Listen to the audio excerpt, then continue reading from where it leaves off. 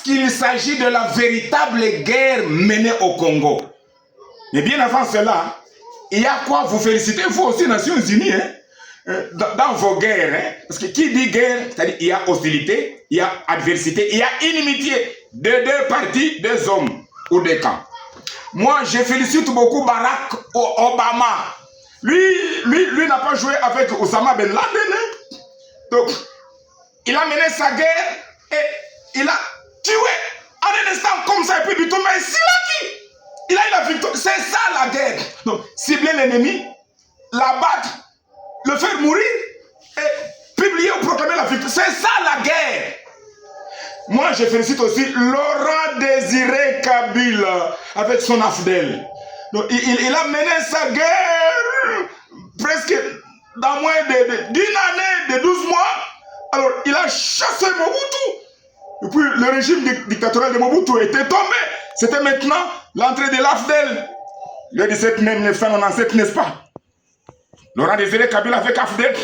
Il a vaincu, il a jubilé sa victoire. C'est ça la guerre. En tout petit peu, la vraie guerre. Parce que Nakatna Bitumba, ce n'est pas provoquer, importuner, agresser, et toujours comme cette folle guerre russe et Ukraine.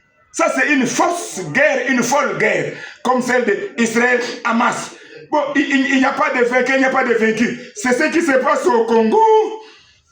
Quelle soit cette guerre d'agression de la coalition rwando-burundaise du 2 août 1998, ça c'est une fausse guerre, une folle guerre de ni vainqueur ni vaincu. Et plusieurs autres guerres qui se suivent maintenant. On appelle ça la guerre du M23 multicolore à l'est du pays. Ça, ce sont des folles guerres, des fausses guerres. Et aujourd'hui, guerre du M23, aujourd'hui, guerre des AFC de Corneille Nangue. Et tantôt, ce sont...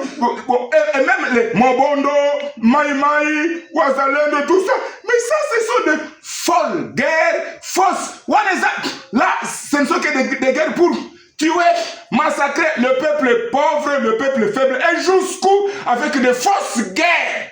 Donc, là où il y a des fausses guerres, il y a des faux dialogues, des fausses négociations, des fausses alliances, pour seulement opprimer le peuple jusqu'au... Écoutez, la donne a changé, radicalement changé, parce que c'est maintenant la véritable guerre au Congo qui se mène désormais. À suivre.